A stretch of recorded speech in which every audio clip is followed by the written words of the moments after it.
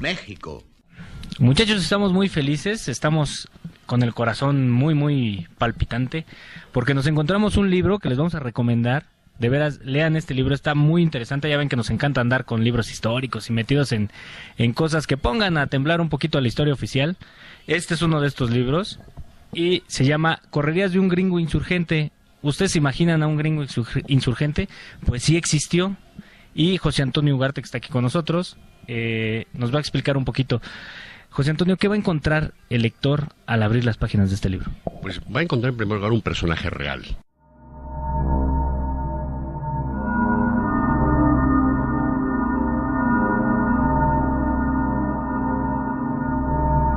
Un personaje que ha estado escondido en las galerías del tiempo, en las galerías de la historia, y que los eventos oficiales, la información oficial que recibimos nunca nos ha hablado de él, pero está registrado, es un personaje real, formó parte de la independencia de México, sufrió lo que los héroes sufrieron, sufrió lo que los soldados y las personas que se entregaron a la guerra de independencia sufrieron, tuvo todo tipo de persecuciones, todo tipo de intrigas, pero también de glorias, también de satisfacciones, o sea, un personaje real.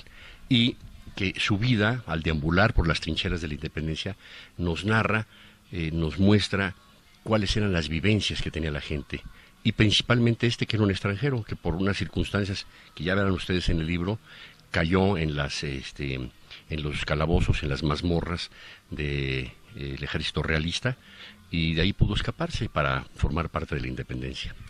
¿De dónde alguien como tú, que está dedicado a la economía, de dónde surge la idea de buscar este tipo de personajes?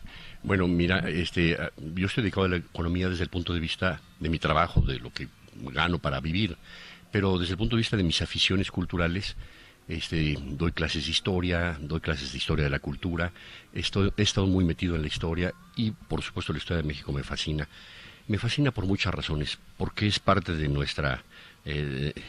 nuestro pasado, y así como nos gusta recordar nuestros errores, recordar nuestros aciertos para ir formando nuestro futuro, también México debe hacer eso en cuanto a su historia, conocerse más a fondo para ver cuáles han sido nuestros escollos, nuestros problemas, nuestros obstáculos, poderlos superar y poderlos proyectar hacia el futuro.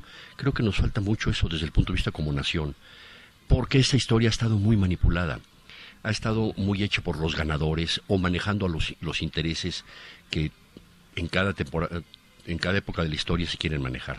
¿Por qué crees que manejen la historia así? ¿No sería mucho más rica tener millones de visiones de la historia? ¿Por qué nada más tener una visión? O sea, ¿por qué dejar fuera este tipo de personajes? Bueno, en primer lugar, no creo que lo hayan dejado fuera a propósito, sino porque también las personas que manejan la historia, las personas que han manejado nuestros gobiernos y que nos han manipulado desde el punto de vista informativo, tampoco lo conocían. O sea, no era un personaje que estuviera en la primera línea, sino es un personaje que estaba en la segunda línea, pero nosotros sabemos que para que una cosa se realice, no únicamente se necesitan personas en la primera línea, sino atrás de ti está la producción, están las luces, está el micrófono, está el sonido, o sea, hay una serie de héroes anónimos en todas las actividades humanas que no se conocen. Y desde el punto de vista militar, pues es más notorio, porque siempre vemos al general y vemos a Napoleón en sus retratos y con su mano dentro del hombro, adentro de los botones de su blusa, pero él no ganó. Los que ganaron fueron los coroneles, los sargentos, los tenientes y toda la infantería y caballería que está atrás de él, ¿no? Y esa es la que va conformando la historia de la... Te preguntaba esto porque a mí se me hace raro que pues un gringo que peleó por la independencia de México no fuera un hecho notorio para los historiadores. Ese es a mí algo que me queda ahí. Claro, bueno, mira, no es notorio. En primer lugar, él tuvo muchas controversias de celos. Todo el grupo de Morelos donde él trabajó llegó a obtener el grado de coronel, y está registrado como grado de coronel y firmado en las actas. Por ejemplo, en el Congreso de Chilpancingo, él fue uno de los electores, de los que eligió a los representantes que asistieron al Congreso de Chilpancingo, donde Morelos leyó el famoso Sentimientos de la Nación. Entonces aparece su firma en las actas, o sea, es un personaje real, el grado también es real, pero tenía muchos celos, había mucha gente pues que no le dio mucha importancia, y pues las circunstancias fueron haciendo que la gente que sobresale pues eran los de arriba, los de... Además, en la época de independencia, acuérdense que una vez muerto Morelos, en 1815, pasaron varios años, 4 o 5 años, casi 5 años, sin que hubiera nada, ¿no? Entonces, todos estos elementos de la historia se difuminan, se van perdiendo como una nube que va entrando a las montañas y se va esparciendo entre los bosques y desaparecen, ¿no? Finalmente. Ahora que hablas de Morelos, ¿con quién más tuvo roces este gringo que andaba ahí de revoltoso con los insurgentes? Sí, bueno, desde el punto de vista de jerarquía, pues dependía directamente de Morelos. Pero desde el punto de vista de los niveles que alcanzó, fue creciendo en niveles mayor, y luego coronel, etcétera, más o menos al parejo que Guadalupe Victoria y que Manuel Militerán, que fueron con los que más se vinculó. Y también se vinculó desde un punto de vista antagónico, o sea, peleando con él, contra él, por rencillas, por celos, con Ignacio López Rayón. O sea, estaba en ese nivel, vamos a decir, el nivel inmediato de los que manejaban la Revolución de Independencia. Pero pues yo me imagino los celos, la circunstancia de que era un extranjero, etcétera. Allende también es uno de los que en un momento dado pelea contra él, ¿no? De hecho lo captura, ¿no? Sí, fíjate que esa es una cosa muy sorprendente, cómo la historia se va ligando. Él entra, siendo joven, a los 17 años, casi ya iba a cumplir 18, con una pandilla de filibusteros y contrabandistas. Entra a territorio tejano, que era de la corona española, era de la Nueva España. Y entraban a robarse caballos, a robarse pieles de bisontes y pues hacer una serie de todo tipo de travesuras, vamos a decir, ¿no? Y en esta incursión en la que él acompaña a Philip Nolan, que era el jefe de los contrabandistas, los captura una patrulla del ejército realista, del ejército virreinal, y se arman los balazos y a final de cuentas a su líder, al Philip Nolan, lo matan, y lo matan de un balazo que le entra en el ojo. Y ahí se deshace la pandilla, ya los capturan y los llevan a la cárcel. Pero el joven teniente que le dispara a Nolan, era un muchacho que estaba haciendo sus pininos como oficial y que se llama Ignacio Allende.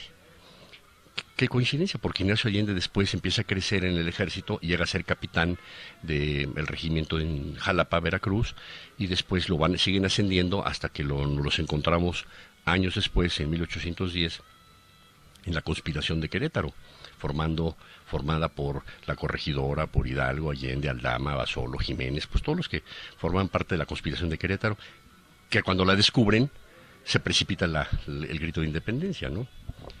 Entonces, Allende lo conoció a Vin, a nuestro personaje, ¿no? Ahora, el libro está lleno de dichos. ¿Nos puedes decir por qué le enseñan al personaje, los personajes cercanos al personaje, por qué le enseñan de la vida de México y de la vida en general con dichos? Bueno, porque yo creo que el pueblo tiene una gran sabiduría a todos los niveles. Oímos ahorita a los estudiantes que están manifestando, a la gente de otro nivel, a la gente de los obreros, a los que se van a manifestar. Y empezamos a hablar con ellos, independientemente de que se expresen bien o no, tienen una sabiduría de su medio, de su entorno, tienen una sabiduría donde se muestra su filosofía de vida. En fin, entonces la filosofía de vida del pueblo mexicano, sobre todo en aquella época que era el 90% vivían en los medios rurales, o sea, en el campo, eran campesinos, agricultores, labriegos, ganaderos, en fin, todo tipo de actividades primarias.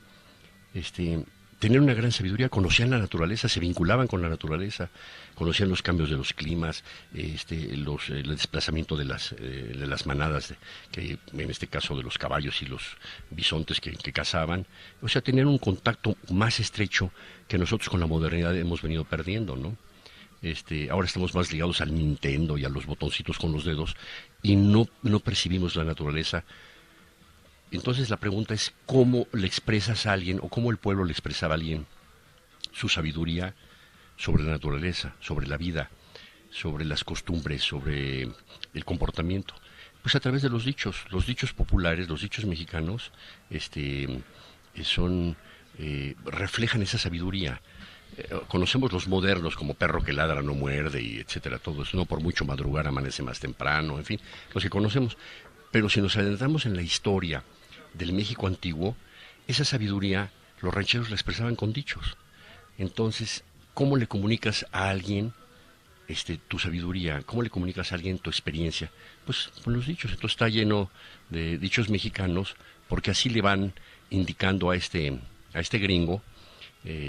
Bueno, la palabra gringo todavía no existía en la época de él, pero vamos a decir a este extranjero, le van indicando pues cómo comportarse, cómo tratarse, cómo relacionarse con la demás gente del pueblo. Y él llega a ser un mexicano pues, 100%, porque llegó aquí a los 17 años, pues, imagínense, a esa edad se aprende rapidísimo un idioma. Al rato ya hablaba mucho mejor español que el inglés, y al cual un idioma que fue olvidando después, ¿no? Sí, y es impresionante, muchachos, porque aproximadamente cada 2 páginas, página y media, hay un dicho popular, y eso lo hace muy fresco, lo hace divertido, lo hace interesante, y además de eso también tiene muchas descripciones del México preindependentista. O sea, describe la Catedral de Chihuahua de una manera impresionante, los caminos de bajar desde Chihuahua hasta llegar a Acapulco, que es donde finalmente empieza la aventura independentista de este personaje, ¿no? Sí, porque allí es donde tenía que estar preso, en el fuerte de Acapulco, esperando el galeón de Manila, el barco que lo iba a llevar preso a Manila. Pero el barco llegó antes que el barco llegó Morelos, entonces lo pudo rescatar. No les cuento más para que lean el libro, ¿verdad? Pero la aventura es una aventura muy interesante y muy fidedigna, muy real, ¿no? Pues te felicito, José Antonio, es un libro bastante interesante. Acuérdense, Las correrías de un gringo insurgente. Es el libro que les estamos recomendando este mes. Por favor, échenle un ojo. Está en todas las librerías, ¿no? Sí, ya está en todas las librerías. Entonces, es un buen regalo. Es una buena forma de entretenerse y cultivarse. Lean, muchachos, es importante que lean para que tengan mejores decisiones en su vida. José Antonio, muchísimas gracias. Muchas gracias, te agradezco mucho, y qué bueno que lo estás leyendo y que te está divirtiendo mucho. Gracias. Nos vemos la próxima.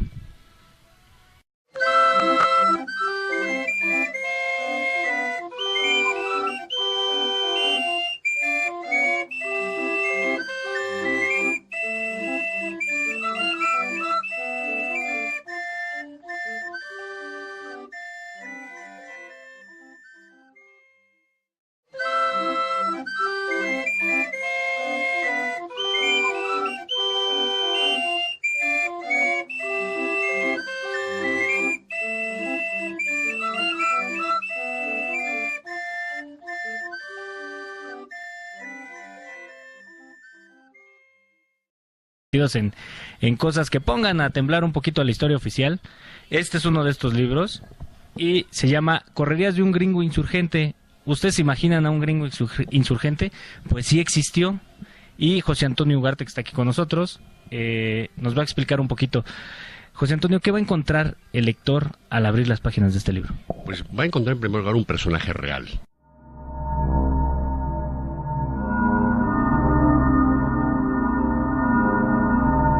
Intrigas, pero también de glorias, también de satisfacciones.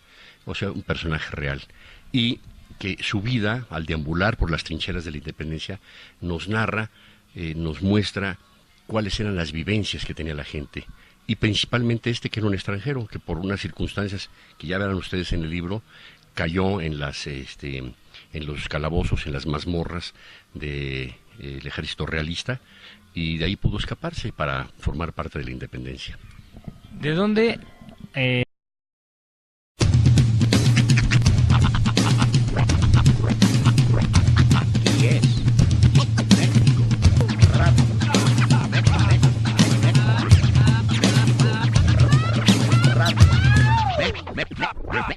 México.